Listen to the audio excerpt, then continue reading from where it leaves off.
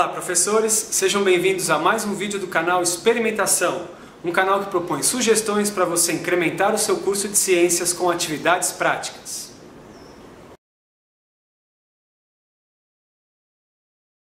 Bom, no vídeo de hoje nós trataremos de uma atividade prática que propõe uma discussão sobre o caráter tridimensional das sombras. Essa atividade se enquadraria num contexto de curso em que os fenômenos luminosos são estudados.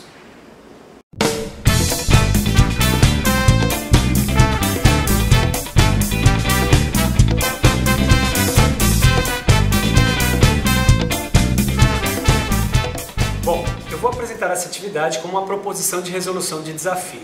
Então a ideia seria dividir a classe em pequenos grupos e entregar os materiais para cada pequeno grupo, esperando então que eles resolvam o desafio proposto.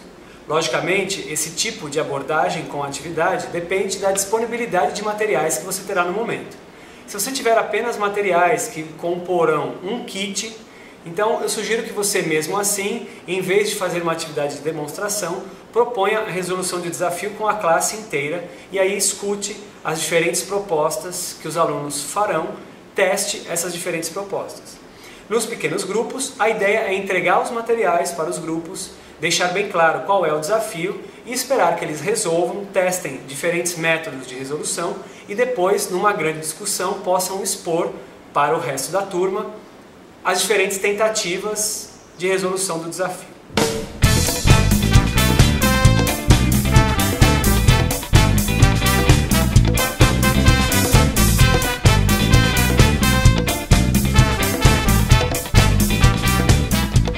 Então vamos aos materiais da atividade. Nessa atividade eu usarei um bloco retangular de madeira, mas você pode usar outros objetos para isso. Este bloco será o bloco que irá produzir a sombra. Usarei outros blocos, nesse caso formatos, de diferentes tamanhos, feitos a partir de uma placa de isopor. Então eu tenho pedaços triangulares aqui, mas tenho também pedaços retangulares. Além disso, e parte importante, nós usaremos uma fonte luminosa para produzir a sombra do bloco de madeira.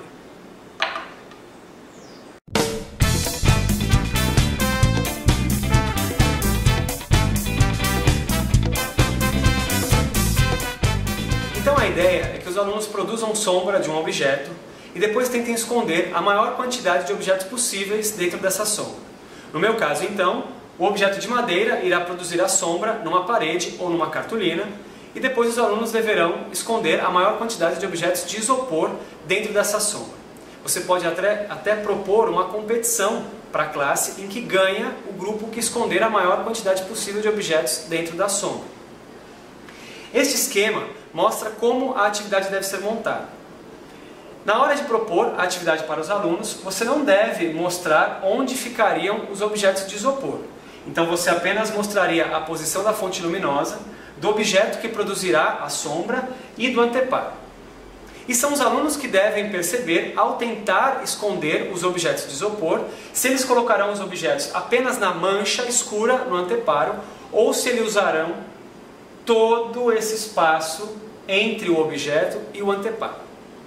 E são essas tentativas de resolução, ora colocando objetos nesse espaço, ora colocando objetos apenas encostados na cartolina, é que os alunos coletarão informações para depois discutir a possibilidade da sombra ser algo tridimensional ou bidimensional.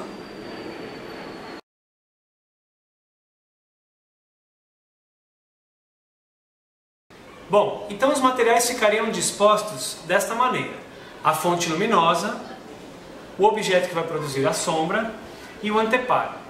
E reparem então que a sombra, pelo menos a mancha da sombra, a sombra projetada, vai aparecer no anteparo.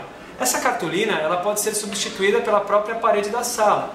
E lembrando também que este objeto aqui pode ser substituído por outros objetos que você tiver disponíveis. Bom, desta maneira, os materiais estão dispostos e permitem que os alunos iniciem a atividade. É muito importante deixar um tempo para que os alunos comecem a tentar esconder os objetos. Geralmente, eles começam a esconder os objetos colocando os objetos encostados no anteparo.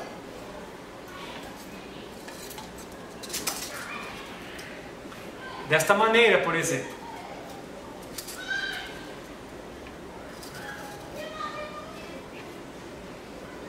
É muito importante que você circule pela sala e sempre verifique se existe alguma parte iluminada dos objetos de isopor. É interessante trabalhar com isopor, porque como o isopor é branco, ele pode realçar de uma maneira muito fácil se ele está sendo iluminado pela fonte luminosa ou não. Então, no meu caso aqui, esta pontinha está recebendo luz. Então ele não está escondido completamente, então ele não vale. Se eu estivesse tentando resolver o desafio, eu deveria ajustar a posição então, tentando colocá-lo mais para dentro da sombra, por exemplo.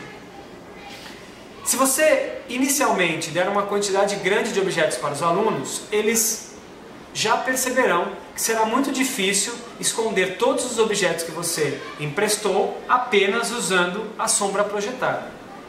A ideia é que, ao longo da atividade, eles percebam que esse espaço inteiro também representa a sombra do objeto.